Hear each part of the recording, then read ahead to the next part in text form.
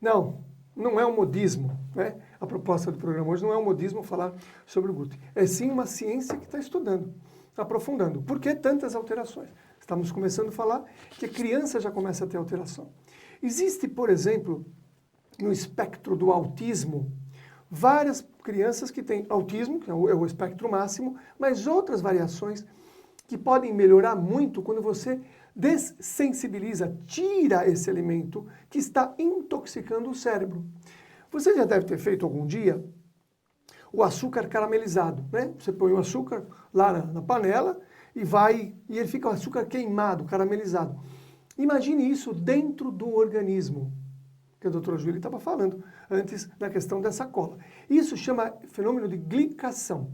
A glicação é a caramelização da proteína e certos açúcares no corpo. Isso vai grudando em algumas regiões do organismo.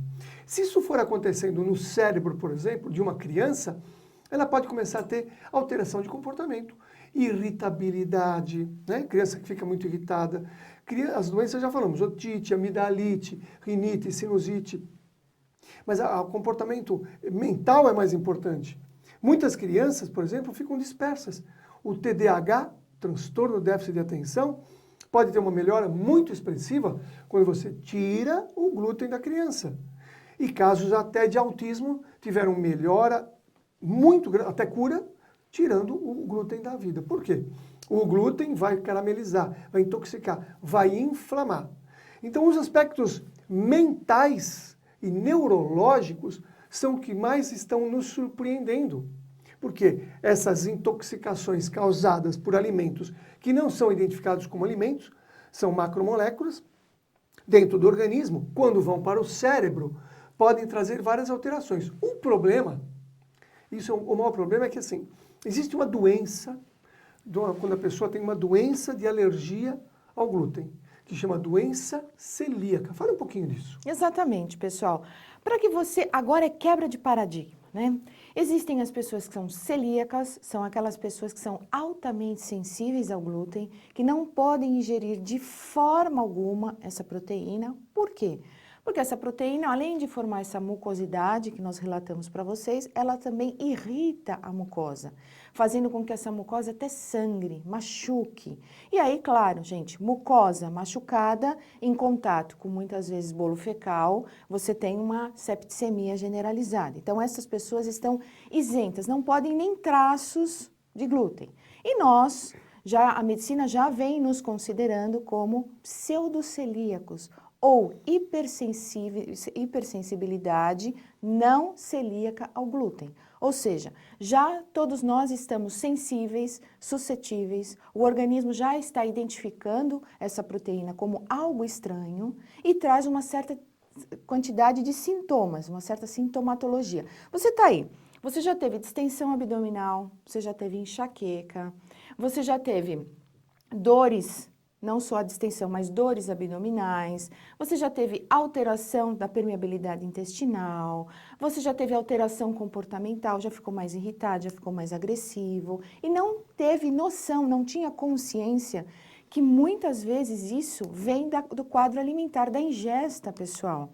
Os homens, principalmente, né, tomam muita cerveja, a cevada possui na sua composição a proteína chamada trigo e que traz grandes transtornos. Você já observou, normalmente essa faixa etária, ela acaba tendo uma grande gordura visceral, que o pessoal brinca e diz o quê? Ah, é barriga de chope, não é verdade? Exatamente. É barriga de cerveja. E nós estamos dizendo, não é a barriga da cerveja, é a barriga do glúten que está contido nesta cevada e que é altamente, pessoal, altamente prejudicial. Não é só a questão estética. Estética aí seria em quarto, quinto plano. É a questão desta gordura abdominal visceral. Para você já estar observando, visualmente falando, esta gordura já está envolvendo os seus órgãos, ela já está entre os seus órgãos e principalmente já está depositada no seu fígado, causando tantas e tantas casos de cirrose, casos de esteatose hepática. Você já ouviu falar gordura no fígado? Mas ainda não tinha esta noção, gente. Eu espero que agora, a partir dessas nossas novas ideias, você comece a revalidar. Será necessário eu ter essa proteína na minha alimentação? Será que eu preciso ingerir farinha branca? Será que não existem outras modalidades para que eu possa me nutrir, ter um equilíbrio do meu metabolismo sem prejudicar o meu corpo usando as tais farinhas brancas que contêm o glúten? Eu deixo a questão para você repensar. E por que essa dificuldade tão grande, né, que as pessoas têm em abandonar o glúten? Porque ele está em tudo, o pessoal fala. Mas eu vou comer o quê? Estamos aqui para dizer para você que existe vida depois do glúten. Existe vida. Os pães, os bolos, veja, tem um fator importante. Esta proteína, quando entra no organismo, ela se transforma numa substância chamada opiácea. O que é uma substância opiácea? É um entorpecente, é uma droga, chamada gluteomorfina. Anote aí, gluteomorfina. Gluteomorfina, então, é um parente da morfina. Então, as pessoas ficam sensibilizadas, isto é, drogadas, isto é, dependentes quimicamente.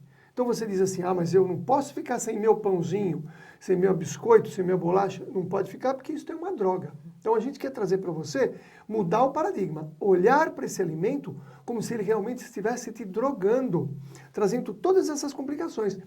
E eu tenho dito que não tem padaria em nosso lar. Nosso lar, você sabe, André Luiz escreveu o livro, não tem padaria lá em nosso lar. É porque a padaria, dependendo da padaria, é quase um ponto de droga, de tantas substâncias do trigo.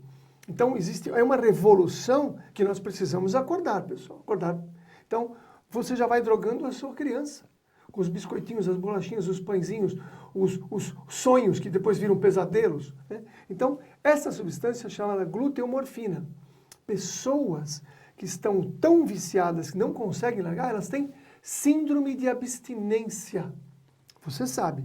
O que é uma síndrome de abstinência? A pessoa tem uma necessidade e fica pensando naquilo, sonhando com aquilo, as pessoas ficam assim, por causa dessa substância opiácea. Então, leia sobre isso.